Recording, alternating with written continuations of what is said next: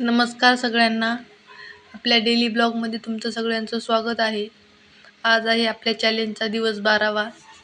सकाळी रियांशिका उठली तिच्या पप्पानी गाणी लावली होती, तर तिनं डान्स करत होती.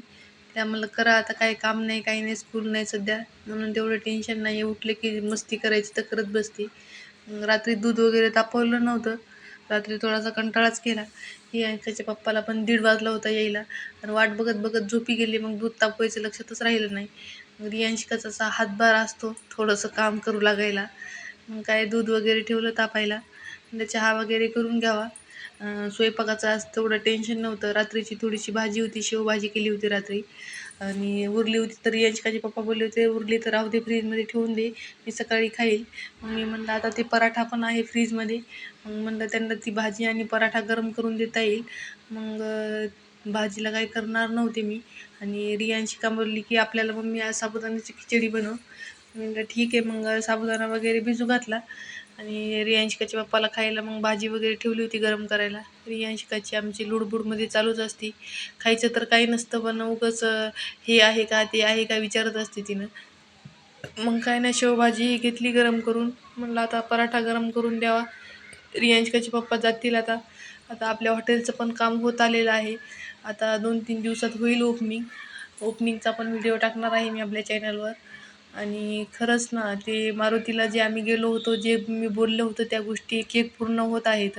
अनुभव आला आहे मला चांगलाच. आणि परत मी जर माझ्या माहेरी गेले तर मी परत जाणार आहे तिथं. आता ती इच्छा जर आपली कंप्लीट झाली असेल, तर आपण मग परत मी ठरवलं आहे की ह्या वेळेस गेलं तर ह्या वेळेस पण नारळ वगैरे बांधणार आहे. इच्छा म्हणून नाही, इच्छा पूर्ण झाली म्हणून बांधणार आहे. मग काय नाही, भांडे वगैरे घासून घेतले. भांडे थोडेसे होते, रियांशिकाच्या पप्पाला दिलं होतं जेवायला. म्हणलं आता ते त्यांचं आवरून जातील. मग आज थोडंसं म्हणलं होतं गॅलरी क्लीन करावं, गॅलरीकडं. आणि ते आता ते पारवा बसत आहे येऊन, म्हणजे कबूतर बसत आहे येऊन गॅलरीत, त्यांना अंडं दिलेलं आहे म्हणून. मग आता त्याच्यासाठी ती गॅलरी रोज रोज रोज साफ करता येत नाही, ते सारखं बसलेलं असतं. आणि आपण गेले की मग ते उठून जातं फडफड फडफड. भीती वाटते मला पण, रियांशिका आमची भीत नाही. मग मी म्हणलं होतं आज करावंच क्लीन. आणि ते कूलरचे वगैरे जाळी आहे, त्याचं पण थोडासा कचरा त्या टेबलवर झाला होता. मी म्हणलं ते पण साफ करावं आणि गॅलरी पण स्वच्छ घासून घ्यावा. असं काय दुसरं स्वयंपाकाचं काम नव्हतं. किचनमधलं सगळं क्लीन केलेलंच होतं, म्हणून टेन्शन नव्हतं. आमचा रियांशिकाचा असा डान्स चालू असतो सकाळी सकाळी. ती म्हणत होती मम्मी माझा पण व्हिडिओ काढ. म्हणलं ठीक आहे काढते, तू कर म्हणलं डान्स. मग तिचा डान्स वगैरे झाला करून. मग गॅस वगैरे घेतला पुसून. जास्त घाण झाला नव्हता, आज काही स्वयंपाक नव्हता म्हणून. थोडंसं तेल वगैरे उडतं, आपण स्वयंपाक हे करतो, थोडंफार कुठंतरी काहीतरी राहतंच. म्हणून म्हणलं पुसून घ्यावं. पुसून वगैरे घेतलं, क्लीन दिसलं की मग आपल्याला पण बरं वाटतं जरा किचन साफ असलं की. आणि मग किचन वटा हे घासून घेतला. काल घासला होता तरी पण थोडंसं होतंच काही ना काही. काल कांदे वगैरे भाजले होते रात्री गॅसवर.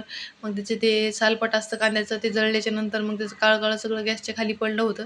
मग सगळं पाणी वगैरे टाकून सगळं वायपरने सगळं पाणी वगैरे काढून घेतलं. मग किचन हे क्लीन झालं. मला रियांशिका गेली होती शेजारी, तिचे पप्पा तिला घेऊन गेले होते खेळायला. मग तिनं थोडंसं खेळली तिथं, मग परत रडत आली पप्पा गेले म्हणून. मग तिला म्हणलं ये तुला आईस्क्रीम देते. आईस्क्रीम म्हणलं की आमचं सगळं रडू पण राहतं, सगळंच राहतं. आणि हट्ट पण सगळे पूर्ण बंद होतात करायचे, की आईस्क्रीम दिली की मग ती शांत बसते.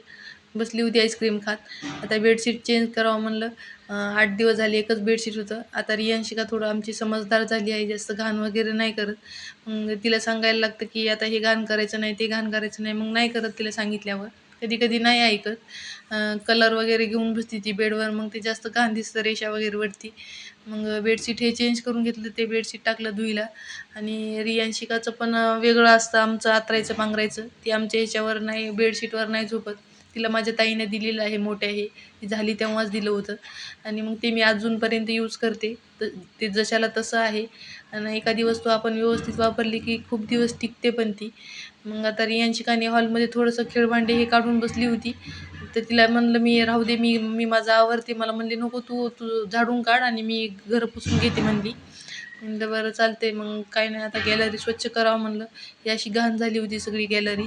आणि आता हे कबूतर इथंच बसत आहे, कसं क्लीन करावं ते पण कळत नव्हतं.